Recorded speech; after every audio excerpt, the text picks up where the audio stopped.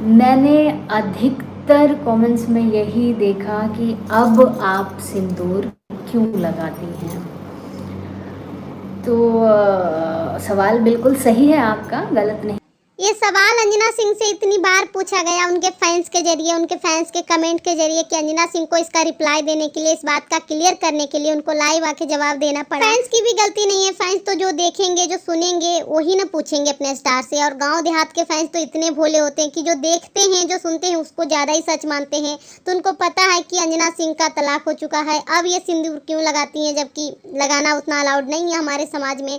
तो फैंस की जिज्ञासा भी सही है और स्टार का, हीरो हीरोइन का काम यही है कि फैंस के मन में कोई गलतफहमी ना रहे, उसको क्लियर करना भी स्टार का काम है।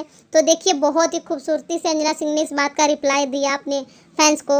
इस गेटअप में रहती हूँ तो इसमें मुझे सिंदूर भी लगाना पड़ता है, क्योंकि मैं इसमें शादीशुदा बताई हूँ, इसलिए ये सिंदूर मैं लगाती हूँ।